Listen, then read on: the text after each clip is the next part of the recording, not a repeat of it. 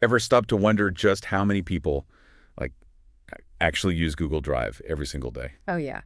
It feels like it's just everywhere, doesn't it?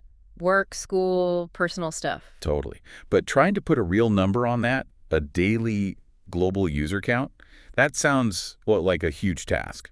It really is. We see these big headlines, billions of users for services, but figuring out how they get those numbers, it's complicated. Lots of assumptions, usually. Absolutely. And that's pretty much what we're digging into today. We've got this source, right? And it tackles that exact question. An estimation analysis. Exactly. A specific attempt to estimate the daily global Google Drive users. And it includes both personal accounts and enterprise ones, too. The ones used in businesses, schools, that kind of thing. Okay, so they're not just like pulling a number from Google's marketing. They're trying to build it up logically. Precisely. Step-by-step logic. Mm-hmm. So our mission here is basically to unpack that whole estimation process. Follow their thinking from start to finish. Okay, let's get into it.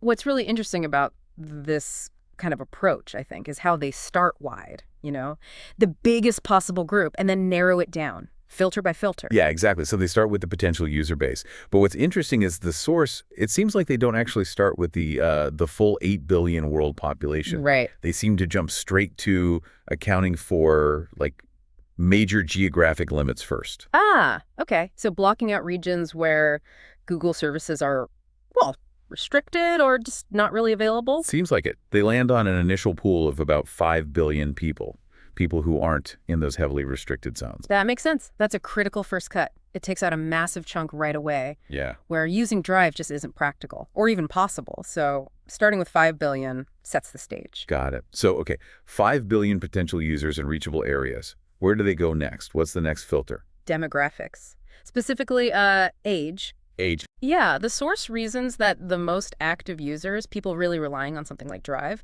are probably in a certain age group. They suggest like 15 to 60 years old. That's the core group for work, education, personal organizing. Okay, 15 to 60. And what chunk of that 5 billion does that group represent, according to this source? They estimate it's about 60% of that initial 5 billion pool.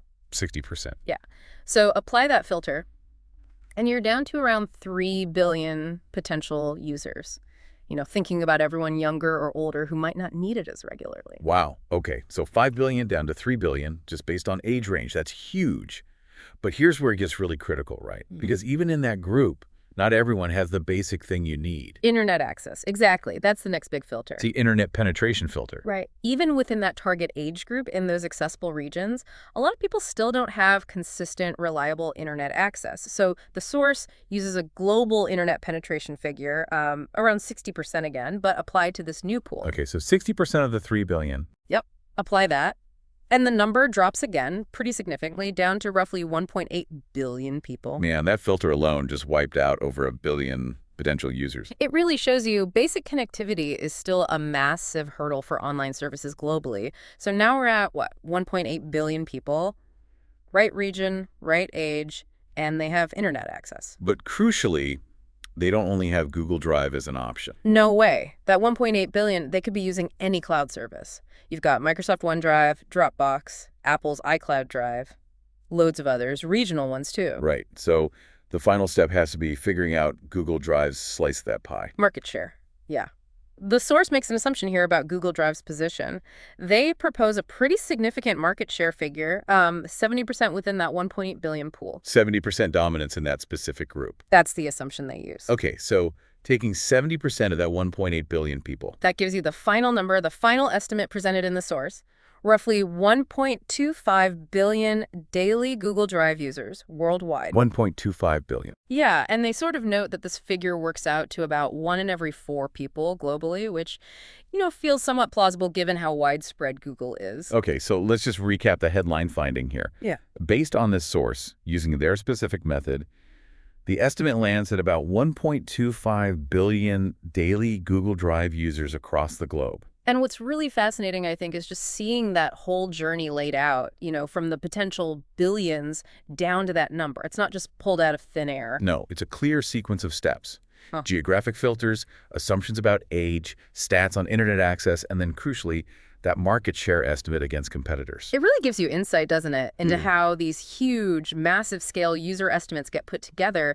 You look past the final number and see all the layers, all the assumptions involved. It shows the kind of thinking needed to even try and size the user base for a service that's truly global like this. This does raise a pretty important question, though. When you see the impact of each step, especially those percentages, the age range, the internet access figure, assuming that specific 70% market share, it makes you wonder, doesn't it?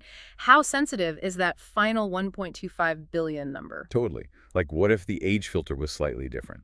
Or the internet penetration was maybe a few points higher or lower? Or what if Google Drive's actual share in that specific group isn't 70%? Maybe it's 65%, maybe it's 75%. How much does the end number change? Yeah, it really highlights that even with a structured method like this, the final figure isn't like a precise scientific count. Exactly. It's an estimate built on a whole chain of assumptions, each one dependent on the last. It definitely leaves you thinking about the potential wiggle room in these kinds of huge estimates. Yeah. It all depends on where you draw those lines, Yeah. and which data points you trust for those key percentages.